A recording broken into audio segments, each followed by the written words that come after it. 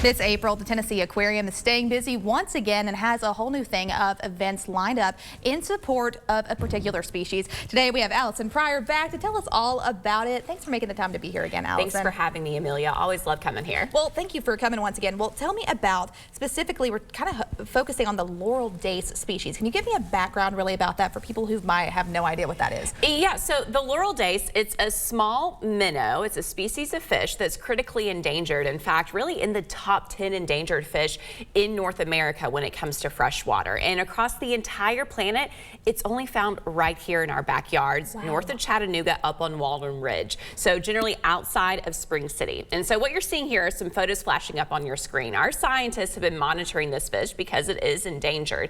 And it's only found in 2 streams. And you think back to the summertime, how dry it was, the drought that we had ongoing. Those streams started to dry up. And so with U.S. Fish and Wildlife, with some additional partners, we were able to go and rescue the Laurel Dace because it was turning basically into puddles. And so the fish lived at the Tennessee Aquarium Conservation Center during the over the winter months. And we took care of it.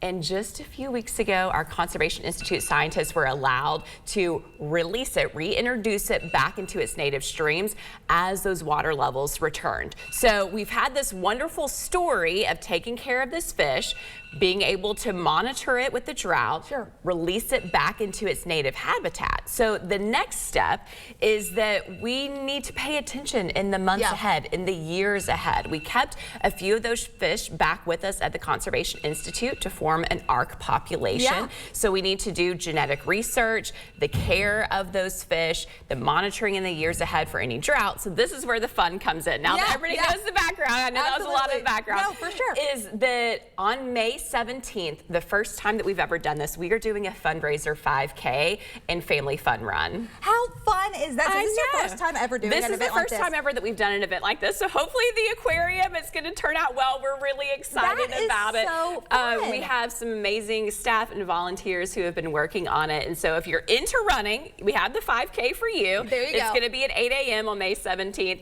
If you're not as into running, we have that family fun run / walk that people can join as well. And that's going to start at 9 a.m. After that, we have a farmer's market. We're going to have vendors that you have different craftsmen and artisans. There's going to be live music. So it's really a whole festival, and it's going to be happening up in Spring City. So the community in Spring City closer to this fish have really embraced it. And so it's going to be really special, I think, to be up there at the nature park. One of the local companies, Nokian Tires, is a sponsor. And so if you're into fish, if you're into running, or you just want a family fun day, this is the day for you on May 17th. That is so much fun. So you really can support this fish, even if you, are just now learning about it this morning. I don't think I even knew how small those little guys are too. And so be able to really support them and know that they are native, especially to our area, is so amazing. In addition to that, we also have to talk about some living rocks. And we're going to be like, what are living rocks?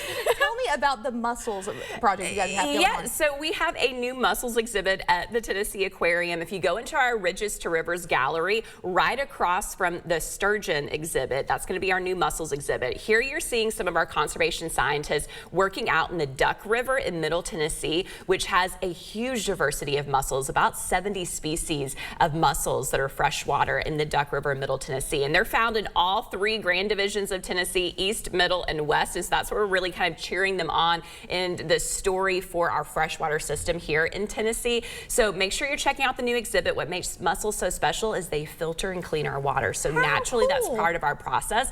So creating clean drinking water for humans, but also cleans out that water for the fish, for all the other animals that live in our streams and rivers as well. How neat is that? You guys always have so many cool efforts going on, besides just the fun aspect, educational and resources and informing the public about what happens to our waterways and how it is really important to protect them and the wildlife that lives in it. Thank you again for making the time to be here, Alison. Thanks for having me. Tell me again where people can get the latest information, whether that's social media, online, or just to come visit y'all and get some tickets. Go to our website. It's tnaqua.org. Currently for the Laurel Dace, under our little events area, you're going to see a tab for the Race to Save the Laurel Dace, and you can click on that and register. Thank you again for making the time to be here, Allison. We always love hearing what is going on at the Tennessee Aquarium, and you guys can find out all the details, tnaqua.org, as well as register for that race. Even if you're not a runner, you can still have a lot of fun and maybe be a power walker. Yes, you never know. exactly. Stay with us. You're watching News 12 this morning. For more information, WDEF.com. We'll be right back after this.